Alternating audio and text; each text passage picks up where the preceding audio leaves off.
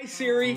I'm looking for a new podcast, one that preferably is hosted by a UF Hall of Famer, one that airs every weekday that would bring me everything I need to know about the Florida Gators, including news, analysis, and opinions. Siri, is there such a show?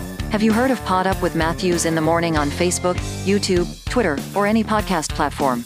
Oh my gosh, why didn't I think of that? UF Hall of Famer Shane Matthews has a show every weekday. I'm gonna go check it out tomorrow. Thanks, Siri. Good morning, you're looking live. It's PodUp with Matthews in the morning from the Crime Prevention Security System Studios, large enough to serve you, small enough to care. I want to thank Batesy for our introduction today and hope everybody had a great Halloween. If you missed it last night, the Rangers win 11-7 over the D-backs. They take a 3-1 lead. I don't know if the game's tonight or tomorrow, travel day or what have you, but had some action on last night in snowstorms. Some good stuff. Speaking of action, JC, you're on the Titan More hotline courtesy of Duffield Home Improvements. Yeah. What do you think about that? I love it. Hey, Max is great. This is the time of year. It's my favorite time of year, man. I just love October, November. And I think, we saw Jim McElwain last night with Central Michigan pull it out. And an exciting game with Northern Illinois. And I don't know why we're talking about action, but it's something we like to do during the week. And what else is there? What else is there to watch on TV? No. Listen, I get it. Tonight, Game 5 of the World Series tonight, QB. You weren't sure, but it is tonight. And the Rangers never have won the World Series, can actually do it tonight. And they're doing it without their best player. They're doing it without Garcia. They didn't need him last night. Seager has taken over. He'll be the MVP of the World Series if the Rangers win. And I think with Evaldi pitching, I love their chances. And good for them. Bruce Bochy's about to hit 4 World Series championships. He's going to win in both leagues. And Texas is going to get redemption from the dropped fly ball that cost them the World Series against St. Louis a few years back, many years back, actually. But good for the Rangers. Have they ever won a World Series? Never won it, and came a fly ball away from winning it against the Cardinals. And I don't remember the year, but it wasn't that long ago. I think it was inside of 10 years ago. Maybe it was not quite 10, but I'm not sure. But it wasn't that long ago. Maybe it was a little longer than 10. But either way, they've never won it. Arizona, of course, won it 20 years ago or 2001, whenever. So that was with Kurt Schilling and Randy Johnson and Luis Gonzalez. So they've won it, but Texas has not, and this is going to be Texas's year. They have not lost a road game in the playoffs. They have not. They have won every single road game they played. That's a sign for me. They're going to win. Good for the Rangers. We'll have Chris Harry talking Gator Hoops, second portion of today's show. Real quick, speaking of action and Jim McElwain, he addressed the media after the game about the sign stealer. He called them the sign stealer being on their sidelines. Are you aware of that, JC? Yeah, yes. Okay. Yeah. Why no one has brought this up? Maybe I should be like a 2020 investigative reporter. Yes. Do you know where Jim McElwain coached after he got fired by the Gators? Michigan. And, it's going to be a great 30 on 30 on ESPN. I can't wait for that story. I mean, listen, but guys, why is nobody? They're talking about. We don't know how he got on the sideline. We don't know. Right. Look, you cannot get on the sidelines of. I don't care if it's Valdosta State. Mm-hmm. You have to. Somebody has to hand you the credentials, and nobody's going to go. Who is that guy over there? QB, and surely you're not going to be standing next to either coordinator. You're not standing next to the offensive coordinator or the defensive coordinator on the sideline on that side. You're just not doing it. You're not doing it. Usually, you call Sark up and say, hey, man, I want to go hang out with the movie star on the sideline. They'll send you down there by the goal line. Here's 3 passes going down there, but you're not getting anywhere near the coaches. And here he is. There he is. But nobody's mentioned that. I know. Well, not until now. Not until now. This thing is blowing up. Harbaugh. No, what I'm saying is all these people because that picture came out like 2 days ago, and everybody's like, nobody knows how he got on the sideline. It's simple. Yeah, he had a relationship with one of their coaches because he coached that Michigan, and they were playing Michigan State. So I don't know, but whatever. We ain't gonna waste no time on that. They're cheaters. They're cheating. They're cheaters. So JC, the 14 playoffs came out. 4 teams for the playoffs came out last night. Anything surprise you? Not at all. Since you told me that a rumor was that Georgia wouldn't be in the top 4. I don't think I said that. Somebody did on our text. If I said that, I was no, I can't imagine saying that. I don't think it's right. Georgia, like Michigan, has not beaten a top 25 team, but I will tell you, well, maybe Kentucky was ranked when they played them. I don't know. It doesn't matter. We all know with the that's not their fault, though, really. Right. No, we all know correct. And we all know with the eye test that, these are one of the 4 best teams, clearly. And I think it's all going to work out. Now, I would be worried severely if I was the Texas Longhorns, who claim they have the best win during the season, road win at Alabama. I get it all. But Oklahoma losing to these guys really hurt the Big 12, I think. And I don't know if anybody mentioned that, but I certainly do not think, QB, that Ohio State, even with their 2 best wins over Notre Dame and Penn State, I do not think they're the best team in the country. I just do not think. I don't think they don't. That'll change. That'll definitely change. Yeah. That'll change. I mean, I don't get to watch as much college football as I like or I used to. The best team to me are Georgia Bulldogs. Yeah, well, let me tell you, until somebody beats them. Right. Well, nobody's confusing Kyle McCord with C.J. Stroud. I'll tell you that. So since you haven't watched Ohio State, nobody's confusing him. No, I did watch that snooze fest for like the first quarter and a half of Ohio State Penn State. Yeah. I mean, watching Penn State try to get a first down it was agonizingly painful. And I said this with Seth Harp on Friday. Go back and look at James Franklin's record against good teams. It is patently awful. And Penn State is not happy. They're frustrated. Yeah. All right, we got a couple of messages here on YouTube brought to you by Quality Plumbing. Richard says, I just read that UF is considering building a new golf course in Jonesville. I don't know if it'll be a Jonesville address. It's probably still going to be a Gainesville address, but they've been talking about this for a long time, Richard. Long time. It's a county issue. They have the land. They have the money. It's a freaking county issue. Damn county doesn't want golf courses. And if you work for the county, that's your fault. You're ruining our county. Hey, I can give you the number to a county commissioner, QB. Get on the horn. Get on the horn. They don't want to hear from me. Yeah, listen, they work for you. You pay taxes. I know they do, but again, like I said, control what you can control. You can't control those people. You can call them. Nobody says you can't call them. Nobody. Yeah, well, we got the worst. It's a great place to live. The taxes are terrible, and it's the worst place in the world if you like to play golf. I'm serious. Or put your kid in youth sports. I mean, youth sports, high school sports, and golf. It's the worst place in America to live. It's so sad. And we both had kids that played high school. Yeah, I don't know. If I'd known this before, if I'd known all that before I hunkered down, we would have been somewhere else. All right. On the Titan More text line, this is from Daryl. Says, good morning, guys. I listened to the Dabo Swinney rant. It was great. JC would have been proud of me. I was advertising the podcast last week. Well, come on, QB. I don't think Dabo. I mean, that was awesome. Awesome. I know. I think he kind of overreacted to tell you. I don't. The only reason. Well, here's why. And QB, let me just say, if your record is so classic and legendary, you don't need to spend 10 minutes reminding everybody. I agree with that. Really but JC, you have to put yourself in his position of what he has done in his life and what he has done for the Clemson Tigers and Clemson University. And for this moron to question it because they're having one down year. Again, like I told you, our greatest guy of all time, the greatest Gator, hauled ass because of this type of thing. Well, that may be one of the reasons. Many reasons. It was one of the reasons, trust me. But I'll tell you this, too, QB. Listen, I mean, here's how you handle the call. Here's how you handle it. But you've never been in that leadership position, JC. No, I get it. He's got to defend himself in his record. I guess he feels that way. I don't know why he feels like he does, because this is just a fan that supports the football team. And as far as this is how you do it. Well, hey, Tyler, thanks for calling into the show. I appreciate your support of Clemson Tiger football and athletics, and I appreciate the fact that you feel the interest to give us a call today.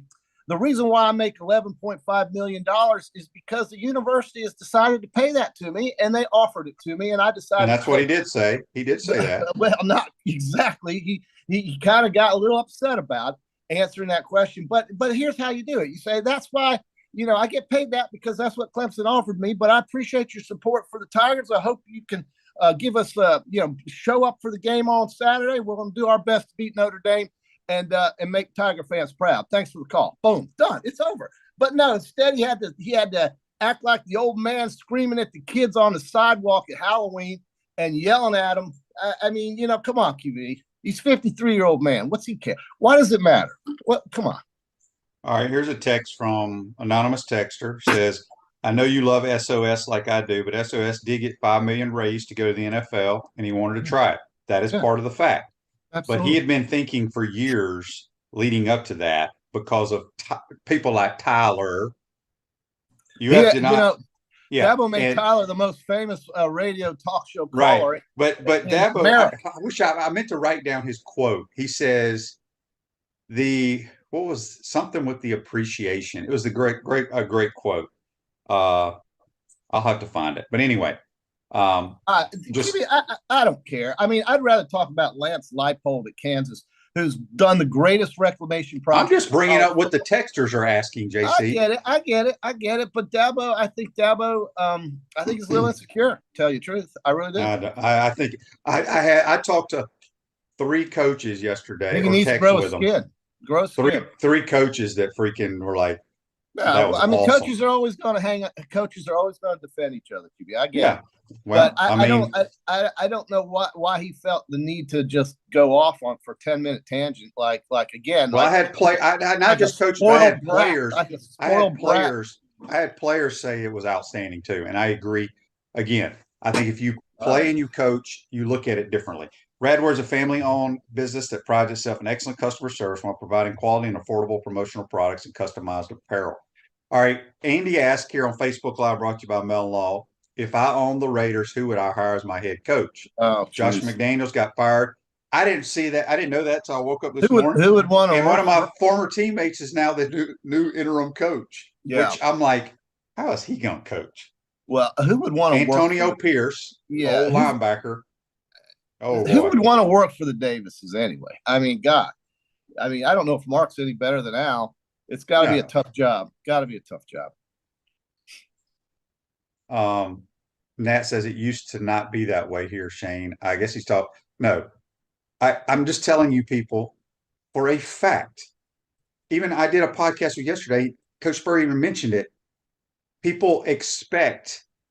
It's what it is. It's the expectations outweigh the appreciation or something what Dabo said. Let me tell you how he's appreciated. He's appreciated because he's well compensated and people go to the games to watch what he does for a living. And here's the other thing, QB, I'm going to tell you, I'm going to agree with Feinbaum on this case because I was listening to Paul yesterday on his show because I wanted to hear his reaction to it because I was kind of mixed with my opinion on the whole thing. If you juxtapose Dabo Swinney and Nick Saban, let's say, 53-year-old Dabo Swinney, 72-year-old Nick Saban, and Dabo's out there acting like the old grumpy man, yelling at the kids to get off his yard at Halloween, and Nick Saban is acting like the young kid that is embracing. Oh, that is a lie. Have you seen Nick Saban talk to his people? Wait a minute. He's embracing the change of college football. He has accepted that there are changes, and he's a factor. He is trying to win another national championship, and Dabo's just a washed-up has-been whose dynasty is over. And there's some truth to that. You have to JC, that I understand because Dabo does not like the NIL. I get all that, but Clemson ain't going anywhere, dude. They're 4-4. They may lose this week, but they're still going to be relevant next year. They play in the damn ACC. 5 years ago, they were at the pinnacle with Alabama of college football, and they've won 2 national titles in 7 years. Yes, but they haven't been a factor in 5 years. They haven't. When was the last national title they won? Trevor Lawrence. What year was that? 4 years ago? When was the last national title Alabama won? 21 or 20. Okay. My point is, in the last 7 years, ago, they've won 2. That sounds pretty relevant to me. No. But today, he's reacting to 4 losses as if he's worried about his job or something. I mean, he's not. He's trying to tell these morons that don't appreciate what he has done that ran our coach out of here in 2001. I kind of look at it differently. The guy was asking a question about his compensation. I don't. You're the fan. I'm the coach athlete. I'm looking at it from their point of view. You're looking at it from the fans' point of view. Well, okay, you can look at it from either. But the point is that I think Dabo overreacted. That's what I don't think he had to go off on that kid. I don't think he had to make that kid the most famous radio call and show. Now, I give Dabo credit for taking calls, QB. How many coaches do that these days? Not many. In fact, some don't take any. Okay. So, but that's his choice. Listen, man, it comes with territory. You got to grow a skin. So what? He has thick skin, JC. But I don't know if he again, look, trust me on this. Trust me on this. JC, you've never been in that situation. I've seen you try to. You overreact about. I want to hear what do I do? When Clemson beats Alabama on a illegal pick play? Yeah, I go ahead and overreact, but I also had about 13 beers in me as well. So, I was a little emotional about it. Natasha says sometimes you have to answer stupid questions. Sometimes you have to answer stupid questions so people stop asking stupid questions. Dabo was spot on. I agree. So, all right. I mean, I can see both sides. I don't really care, though. I got to be honest with you. They're 4-4. Dan wants to know, how about UF get some defensive stops and see what happens with an OC? Well, maybe we can hire Josh McDaniels. If people want to hire Josh McDaniels. That guy knows offense. He was Bill Belichick's OC. Again, I don't care about hiring an offensive coordinator. I don't care about that. We got bigger issues. We got bigger issues on defense. They already have an offensive coordinator. It's the guy that they hired to be the head coach. That's their offensive coordinator. Joseph said Coach Spurrier left for the money. That's part of it, Joseph. But look, nobody's going to sit here on this program and try to tell me why he did. One of his reasons why he didn't leave, when I'm as close to him as anybody. Okay, so we'll leave it at that. I was very close to them, that whole family, when it happened. And, I think the family made a decision, too. I think they were ready for a change. In fact, Kevin makes a good point here. He says JC yells at landscapers doing their job at 8 a.m. Take that. Well, I mean, okay. All right. But, I mean, the landscaper didn't ask me what I earned. It's not important to me. All Dabo had to say was, I make 11.5 because that's what Clemson offered, and that's what they pay him, because he's just like Nick Saban. The amount of money he's brought to Clemson outweighs his $11 million. But he's wrong. But so why get so upset and sensitive about it? JC, because again, I'm just telling you, as an athlete or as a coach, you have never sat in that seat, and sometimes you get fed up with the nonsense. I thought he handled it well, though. I only got mad at his parent. He didn't dog cuss him or anything. Little League baseball. Well, no, not on the radio. But QB, this is kind of what irritated me too. He goes, "I don't work for you. I work for the Board of Regents." Well, who the hell does the Board of Regents represent? He represents the people of South Carolina. Well, and those people chose to pay Dabo that amount of money, so Tyler can go root for somebody else. There you go. You guys. All right, JC, we got to. I want to get your thoughts, and we'll talk more about it on Friday. But LSU, I saw this. I screenshot this. Let me find it real quick. LSU's rolling to Baton Rouge. Did you know they're rolling into Tuscaloosa? That's what I meant. Did you know that LSU's Jaden Daniels is trying to become the first starting quarterback to ever beat Nick Saban in consecutive years? Wow. Well, he could do it Saturday night. Alabama's going to have to keep up with them. I don't know. I screwed that up. One guy has done it. Do you know who did it? To beat Nick Saban twice? Back to back years.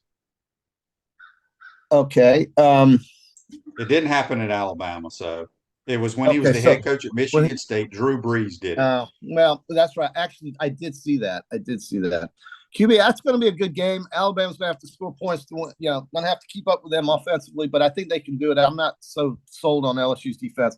I'll tell you what, though, I am impressed. The most impressive team to me last weekend was Oregon, and I think Bo Nix. If you look at, have you seen his passing completion percentages for this season? A guy who couldn't throw a slant. He is throwing damn near 80%. Yeah, he's playing well there. He's got over 2,300 yards passing. Michael Penix has over 2,900 yards passing, and Caleb Williams has over 2,600 yards passing. 3 quarterbacks in the Pac-12. could all be first-round draft picks. And I don't know who's going to win the Heisman. I have no idea. Maybe the guys who win that. I think Jalen Daniels has had a better year than all of them. Really? Look at his stats. Problem for old Jalen, he's lost twice. And What does that matter? That has nothing to do with the Heisman Trophy. He can lose 3 times. Well, I don't know. I think Tebow won it. We lost like 5 times. You know how these writers are. Well, the writers are morons too.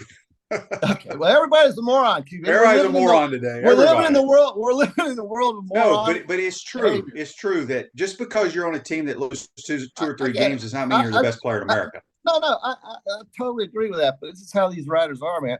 I think they're going to look at one of these West Coast quarterbacks, probably either Penix or Bo Nix, I think, for the Heisman Trophy. Depends on who wins that conference. But I do think Oregon is a team you better keep your eye on. If they beat Washington the second time, they're definitely in. Jack says Rex beat LSU in 2000 and 2001, but I don't think well, anyway, that would be wrong on Twitter if that's the case. Was Saban still the coach at LSU in those years? He won it in 2004, I thought. So I don't think he was. I don't think know. It's not really important. No, it's not. I mean, Nick Saban, only time he yelled at the fans was when they didn't show up for one of their lousy FCS subsidy games at 12 o'clock in the afternoon. I don't, I guess he's just trying to, that's the only time I can ever remember him running off the tangent at the fans. He talks to his team through the media. That's what most good coaches do, great coaches.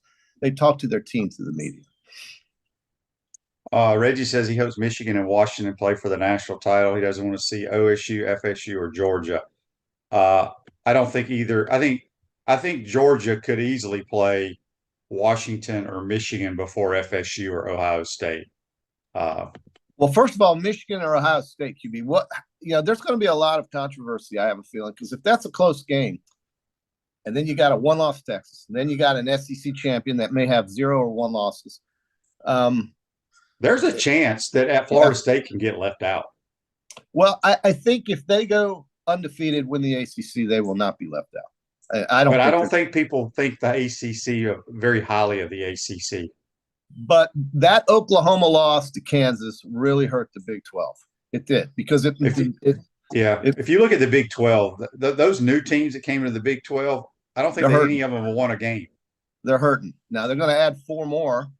And we'll see how that helps the conference. But you're right, they're hurting. UCF, Cincinnati, Houston. God, I mean, we may not see Dana Holgorsen on the sideline much longer. That team is pathetic. And BYU, I think BYU may have won one. I'm not sure. But you're right. I mean, they're struggling in that league, and that league is struggling. I think the Big 12 is in trouble. And I think they're going to need some help. I think they're going to need to see Alabama lose again. I think they're going to need to see one of the Pac-12 teams lose. Washington and Oregon will. One of them will. And, of course, the Big 10. QB, Michigan and Ohio State. Ohio State is only number 1 because they beat Notre Dame and they beat Penn State. That's the only reason. Michigan is not beating a ranked team. Georgia's not beating a ranked team. Now, Georgia's about to play a couple of ranked teams, so that should help. But I don't think it'll matter. If they win, everybody knows Georgia's going to go to the Final Four. Everybody knows that. And if they beat Alabama or LSU in the SEC championship game, they're absolutely going to be a 1 or 2. 1 or 2. Yeah.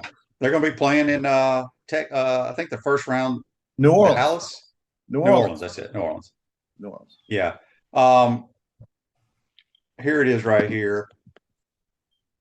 Gene wants to know, QB, why does Billy wear black every game? Will you be wearing black Gator polo? All their coaches, the 10 coaches wear black. I don't know if that's something they did at Louisiana or what. I know a lot of people, I hear it all the time. Black's not a color of the Gators. Do people realize every other damn sport that we have wears black? Every sport. Every sport. Golf, men's golf, women's golf, basketball, softball, baseball. Basketball. They wear black. QB, what do you want to see? Here's what I'm afraid is going to happen. Say Florida wins this game 20-17 or something. Who cares? And they won. Well, no, I get it. But we talk about how poorly the defense is physically and otherwise. This Arkansas offense coming in here is not one that's going to test you like Missouri will or like Florida State will. Right. So don't be confused by this game. I just that's Nobody's worried about that, JC. They're just worried about winning the game. That's all. The bottom line: win the game. They'll get their 6. Iceman, I got to address this. Iceman says on YouTube, brought to you by Qual, Shane loves to demean the fan base. That's not true. When we complain, but wants to keep giving the coaches every excuse in the book. Money talks, I guess. I have nothing to do with money, buddy. I'm a former player and a coach. I've given you look. Here's what me and my buddies that actually play. It's. I would love to. I think I'm going to do this, JC. I think I'm going to hold a seminar, and we're going to see how many people really want to come. You're going to have to pay to come too, though. We got to pay for the facility. I'm going to call each individual. I'm going to put you in certain rooms, and I'm going to give you 4 plays, just 4 plays, and maybe 3 defenses. And I'm going to have these people draw this up and tell me what plays are better against these defenses, and what would you call within 20 seconds. And the point of that would be what? That the fans don't understand football. The intangibles of calling plays, of assignments. That's what just blows me away. Nobody is sitting here talking. Right, JC. But nobody's sitting here talking about the money market or the stock market. That's your job, right? That's my point. Nobody's calling up Dr. Pete and Delicado or Dr. Farmer and telling them how to deal with somebody's damn leg, an ACL tear. It's like this. When you pay for something, you want to be either entertained, satisfied. Okay, well then don't pay. Then go find another team if you don't like it. Okay, so how about we just not watch football? Is that what you're saying? No. I'm just saying that it's just amazing to me. And why is it so amazing? People think they're experts when they've never, ever done it. That's my point. How can you think you know more? How do you do people taking this out of context? No, I'm not. No, I'm reading what this dude wrote. Tyler was not asking Dabo. This is not about Tyler. This is about this fans. dude on YouTube. It's about fans, dude. And he's the same thing. He's making a point. And the point is that you get upset when people criticize. You do. And people have a right to criticize, but when people think they know more than Steve Spurrier, know more than people criticize what Brian Kelly does. And Brian Kelly. Who say they know more? Nobody's saying that. They're simply asking a question like, dude, man, what's your problem? You're 4-4 this year. Help us out here. No, JC, you're not understanding what I'm saying. People, let's go back to the 4th and 1. Everybody thinks that was a bad call. I don't, because even Coach Spurrier said Billy knew his defense could not stop him. You have to steal a possession. Now, if we execute it, nobody's saying a damn thing. They didn't like the play call. They didn't disagree. I had no problem with the play call. The play call was good. Number 2 for Georgia is a damn good football player that was he made a so play. Disciplined. Yeah, but you had 3 guys touching the ball 5 yards behind the line of scrimmage when you needed 2 inches. Come on, dude. Be smart. One person touched it. ETN. No. I mean, it went 5 yards behind the line of scrimmage. That doesn't matter. That doesn't matter. You needed this far, dude. Just everybody knows what you're. I understand that, but you're bringing up my point. I am. Everybody's going to second guess. That's the great thing about it. That people think. Well, I would have done this. Well, you've never had 15 to 20 seconds with having to make a decision like that of what to do. I don't think people are disagreeing with the decision. They're disagreeing with the way the decision was executed. That's all. Why is that this is funny here. Why is that controversial? Reggie says, it sounds like the parents of the players I used to coach. When they complained, I am not kidding you, Shane, I would hand them the lineup card and the clipboard and tell them they got the next game. And then that shut them up quickly. Yeah. Yeah, well, I mean. Because I guarantee you there ain't nobody listening here that's going to be able to put a game plan together and go call plays or put a special team together. I don't think everybody wants to. They just want to buy a ticket and get their money's worth. That's all. I mean, you can't win every game. You win some, you lose some, QB. But well, David says that's a great idea, but in all honesty, this happens in every job. People question our medical decisions every day. Mm-hmm. Yeah, which maybe they do. They just don't have shows like this, which is fine. They don't have sports call-in shows. They don't have Twitter. I don't see anybody on my Twitter feed talking about Dr. Farmer screwing up their ACL. I just think it comes with the territory. You grow thick skin and grow up. No, I mean, the guy I have thick skin. I just think it's funny. Sound like I just think it's funny. His lunch money got stolen from him. He went to go tell a teacher. Good God, get over it, Dabo. I mean, come on, dude. Why does he care what this kid thinks? Well, we're not talking about Dabo anymore, JC. You keep bringing that up. Well, that's the theme you're bringing up. It's part of that theme. God forbid somebody question you. I mean, just because they don't draw up X's and O's. I mean, I don't. That's not how you get better. I mean, you learn from those who you admire, and everybody learned from Steve Spurrier when he came here to coach, but he wasn't perfect either, believe it or not.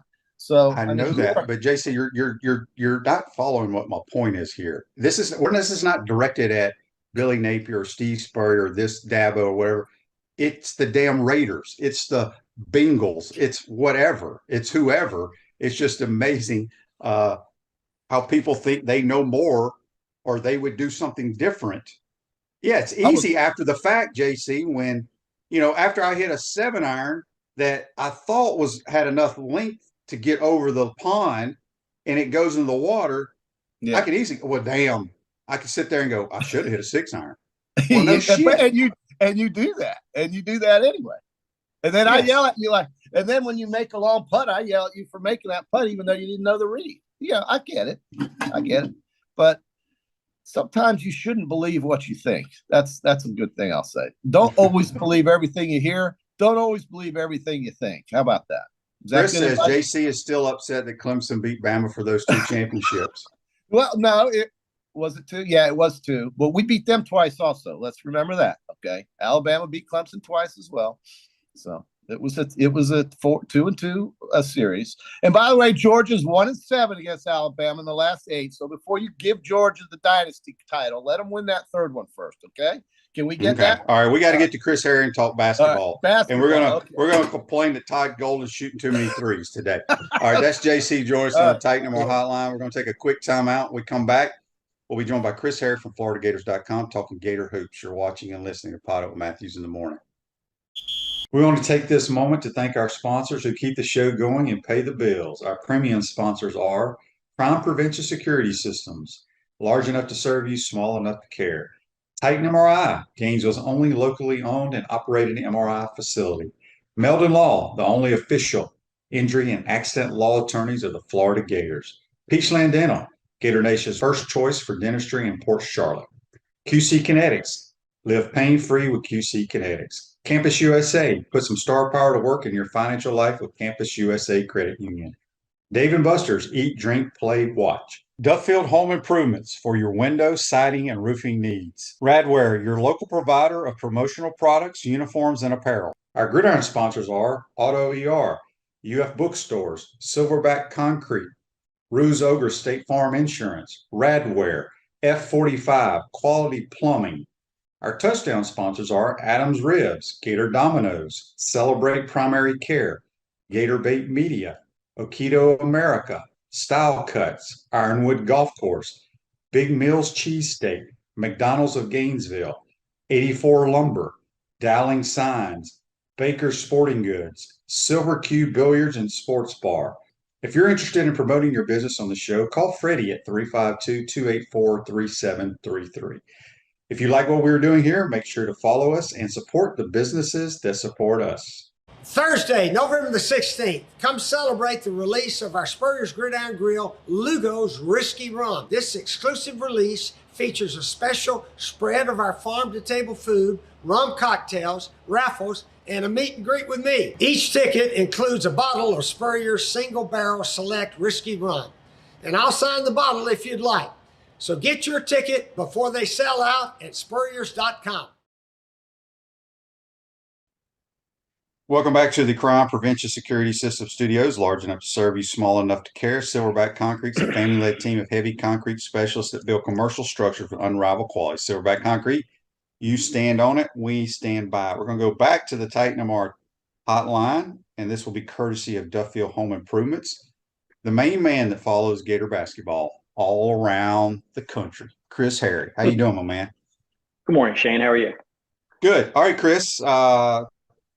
Tomorrow, is it open to the public, the scrimmage? Yes. So it's the basketball version of an orange and blue game. It's called the orange and blue scrimmage. They'll play a half of basketball And then there'll be a dunk contest and 3-point shooting contest. They did it last year in Todd Golden's first season too. Let's be careful in the dunk contest. We don't need any Yeah, injuries. I agree. I agree with that. Yeah, that makes me nervous. All right. What can you tell us about the secret scrimmages that have been going on? Are you allowed to talk about those since they've been public on Twitter? Probably. I mean, Florida played at the University of Miami, obviously a Final Four team with a good bulk of its players back. They lost a couple players to the NBA draft, but so did the Gators obviously last year. Played well down there, beat them at the buzzer, scored 91 points, didn't shoot the ball particularly great from the outside, which is obviously something that's happened here the last couple of years, but scored 50 points in the paint. It was a really highly competitive game, 19 lead changes, 16 ties. But Florida stood its ground after driving down there, had bus issues and everything, ended up winning a game. Then last week, and that was 2 weekends ago. Then last week, the day of the Florida-Georgia football game, they played Florida Atlantic here, Florida International University here, and pounded them by about 40 points. Not a particularly good team, FIU, but when you play inferior teams, you're supposed to whoop up on them, and that's what the Gators done. It's been an encouraging couple scrimmages, Shane. And obviously this program needs a bounce back season after just the second losing record in the last 25 years. Todd Golden didn't like what was going on. He knows the fans didn't like what was going on, and they have remade this roster. There's not one player left over from when Mike White was here 2 years ago. There are 5 transfers. I think only 4 players that were here last year are back. It's a new team, and Gator fans that go out tonight will see basically 2 faces they'll recognize. Riley Kugel, who's playing very, very, very well right now, and Will Richard, a guy who I expect to be another highly consistent player, but I think he's going to take up his game a notch, offensively especially. We got a text on the Titan of our text line from George up in Nashville, Tennessee. He says, Chris, when did college basketball start playing these exhibition games, and why are some on TV? It's funny. Dooley was on his radio yesterday. He's texting me the same question, and he called me between a commercial break. So they've always played. You've always gotten 2. You get 2 exhibition games, okay? Well, then the NCAA changed rule a few years back where you could play 2 scrimmages, but if you're playing a Division I team, you can't publicize it, you can't televise and everything. And then they started something a couple years ago. You can get an exemption if the game is for charity. Now, I don't know if you saw, it was during the Florida-Georgia game last week. Purdue and Arkansas played in a game in Fayetteville. There's 2 top 10 teams, 2 top 20 teams. Purdue, I think, preseason number 1 or preseason number 3 or something like that. And that game was for charity. I don't know what the charity was, but that's going on a little bit. And you can televise these things. Florida in the past has played, say, University of Tampa or St. Leo or Florida Tech, a Division II team from the state. And that game's been like on SEC Network Plus or, a tape delay game back in the Sports Channel days or whatever. So now you can play. A couple of years ago, Florida and Jacksonville played in a charity game up at JU for hurricane relief. So you can do that, but to answer his question, I hope that's the case. But Florida opted for 2 scrimmages against real opponents, which were closed. All right, so when we roll the basketball out for game 1, who's the starting 5? All right, Monday night, the Gators open against Loyola, Maryland. And so because of the situation, they got I mentioned 5 transfers earlier, Shane. One of them is Zion Pullen, who came from UC Riverside. He was an all West Coast Conference point guard out there. One of the last players to leave the transfer portal because he was one of the last players to leave the NBA evaluation process. He actually played in the Portsmouth Combine, played decently actually, and pulled out. But because he played in that 3 games, he has to sit out the first 3 games of the season. So when I see the Gators start, he would be the starting point guard. But I believe that they will roll out Micah Hanlogton, a 7-1 transfer from Marshall. He was SEC Freshman of the Year in the Sun Belt Freshman of the Year last year. 7-1, first 7-footer since Dwayne Shinsis in this program. Then I'll have Tyree Samuel, started 32 games at Seton Hall last year. A guy who averaged almost 12 points and over 6 rebounds a game last year. Those are your 2 forwards. Then on the perimeter, you'll have Riley Kugel, a preseason SEC, all SEC player. Averaged 17 points a game last 10 games last season after Colin Castleton got hurt. So he became a go-to guy. Will Richard will start. And then my impact players on this team is Walter Clayton, transfer from Iona.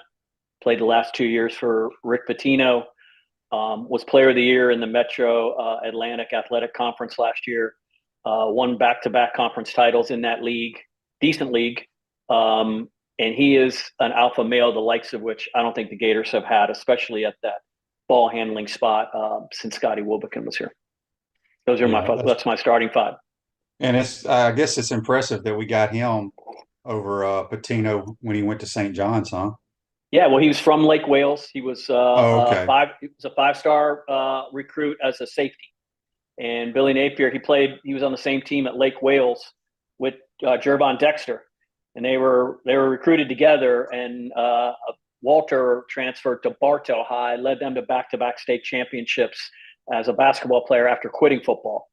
And he said he just didn't like football practice. I don't think he liked getting hit, but he doesn't mind diving into a pile for a loose ball or something like that. I think fans are really gonna like him. He's got a little bug up his backside right now because he hasn't shot the ball great in the two scrimmages. And he was a 43% three-point shooter last year at Iona. So, he stayed after practice the last few days. He got some extra shots up, and he'll be ready for that first game. And the second game of the year, which is a week from Friday, Gators will be tested. They'll play Virginia in a neutral site game in Charlottesville. So I think Florida is way ahead of them. Their offense is ahead of defense right now, which is a good thing if you're going to play a team like UVA, because UVA's is going to be way ahead of defense like all season. So that's kind of where the Gators stand right now. But I think fans are going to like their ability to play different ways this year because Todd Golden wants two big guys on the court at all times. He's going to have a 7'1" guy, a 6'11" guy, and Alex Condon, freshman off the bench, is going to play a lot. I mentioned Tyree Samuels, the Seton Hall transfer. Thomas Houck is another freshman who's going to play a lot. They took something of a hit when the Yale transfer, E.J. Jarvis, who was their first guy they signed in the offseason, quit the team kind of unexpectedly in September. But they're going to have some options. Alex Shimsick, people remember him. He came on after Caston got hurt last year, played a little bit. He has a broken foot, but he'll be cleared sometime, I think, in late November, early December. So he'll be back. So it's a completely different team from last year when they finished 16 and 17. Rose Ogre State Farm offers a team of dedicated insurance professionals ready to help life go right with the right insurance options for you and your family. Visit ogreinsurance.com. Give them a call at 352-240-1779. Speaking with Chris Harry, senior writer for FloridaGators.com, talking hoops, courtesy of Duffield Home Improvements. David asked on YouTube, brought to you by Quality Plumbing, what is Todd Golden's coaching style behind closed doors? I guess he's asking what does he really want to do, I guess. Year one, sometimes you don't have the right players, can't really coach, run your stuff. Do you think we'll see more of his philosophy this year? I think he wants to play the way they played at San Francisco with his best team there, the one that made the NCAA tournament for the first time, that program in 24 years. And it starts with you got to have two quality big men, okay? And he wants to run through those guys, but he wants punch on the perimeter. And he wants to do a lot of pick and roll action. It's NBA like, college like. It's kind of Gonzaga like, to be honest with you. And he was in the league with Gonzaga, so he knows a lot about Gonzaga. But if he also may be asking me how he is temperament wise. He's passionate about it, man. I mean, he was a self-made player, walk on at St. Mary's, who earned a scholarship, earned a starting job. So. He players really, really like him, and he's really connected to those guys. He gets along. He's got the relationship piece, I think, figured out as a coach to player relationship. But last year they didn't play the way that they thought they'd be able to play, or they couldn't. Let's put it that way. When Caston got hurt, everything was out the window. It didn't matter after that. But I think they believe that they fixed some of the problems that either they inherited or with players they brought in. I think they would admit that they made some mistakes with players they brought in last year. This team is much different than last difference team. More versatile, bigger, more athletic. like I said, longer, and I believe ultimately will shoot better. And that's saying something, or maybe it's not saying something, because last year was the third worst 3-point shooting team in program history. I believe it was We've had a couple. 31.6%. Go ahead. Yeah, Sorry. that's not good. They needed me to help there. Remember when I used to shoot your eyes out at Gainesville Health and Fitness back in the day? Do you remember when I used to shoot your eyes out at Gainesville Health and Yes. Fitness too? Okay. We had a bunch of people who were asked where we're preseason ranked. Did they do a coaches and a media poll for basketball? I can't remember, but aren't we like middle of the pack kind of? Ninth, I'd say. I've seen 8th. I think we were 8th in the SEC preseason. I think Blue Book Handbook, which is kind of like the Bible, has the Gators 9th, and then the NIT. Obviously, that won't be acceptable for anybody. And I also see where this freshman class, which is Alex Condon, the 6'11" Australian, who I mentioned already, is going to play a great deal in the last scrimmage. 6 points, 12 rebounds, 4 block shots, 3 assists, I think. Thomas Hawk, who I said is going to play a lot against Miami, 7 offensive rebounds as a freshman. That freshman class was ranked last in the SEC signing class. They're not going to be last, I believe, in the totality at the end of the season. I think those guys are going to make some waves in the league. Chris, I hadn't looked at our schedule yet. Do we play any of those? We don't play any of those holiday tournaments, do we? Play Thanksgiving in Brooklyn in a tournament. Like I said, Thanksgiving week's night before, or week of the Florida State football game. They'll play Pittsburgh, which is pretty solid team, and they finished 3rd in the ACC last year. I don't think they return a bunch, however. And then the winner will play either Oregon State, but more likely Baylor. Shot at Baylor, obviously that's a decent tournament. It's up there in Brooklyn. The Gators have tried to get up to the Northeast as often as they can in the last few years. I think this is their 3rd or 4th trip to Brooklyn since I've been around. Have you been lobbying to Ty Golden about playing in the Maui Invitational? The Gators haven't been in Hawaii since I think Billy was there like in first or second season, and he didn't like it out there. He didn't like the experience there. And the Gators have been to the Bahamas twice since I've been covering the team. Well, that's a lot closer. It is a lot closer. It's pretty exotic but they didn't fare well down there. So the last 2 holiday tournaments that they played in, however, they've won. They won the Charleston Classic a couple years ago. Keontae Johnson was MVP, and they won a really cool tournament, Mike White's last year, down in Fort Myers. Tyree Appleby hit the shot at the buzzer to beat Ohio State. So they're on something of a holiday tournament win streak. So we'll see if they can keep that up. The SEC, the so-called basketball experts around America have talked about how that league has gotten better and better. Obviously, really good coaches. Chris Beard's now at Ole Miss. How do you see the league this year? Excellent. I mean, if you look at the Ken Palm and the Blue Ribbon preseason rankings, the last year, I think analytics had them in the 4th strongest league in the country. I think preseason going in, they're the 3rd strongest this year. Now, maybe that changes a little bit. Mississippi State took a hit with Tolu Smith getting hurt. He won't be back, I don't think, till January. Tennessee is going to be good again, but Zakai Ziegler, their great point guard, blew out his knee in either late February or early March last year. He won't be back until the SEC season.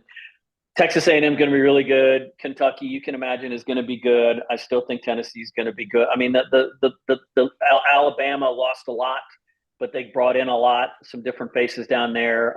Auburn is going to be good, of course. It's a wildly athletic league that can score the basketball, and Florida will be much improved. But like I talked to a couple of the assistant coaches, that they believe the league's going to be improved too. So, and you mentioned Chris Beard. He brought in some dudes, man, from the transfer portal. So that was a coup for them. But that was a good little niche move, I think, by him, because I think a lot of bigger schools were probably scared off by his baggage or whatever. But for a place like Ole Miss, looking to become relevant after all those years with Kermit as the coach there, that was a nice move by them.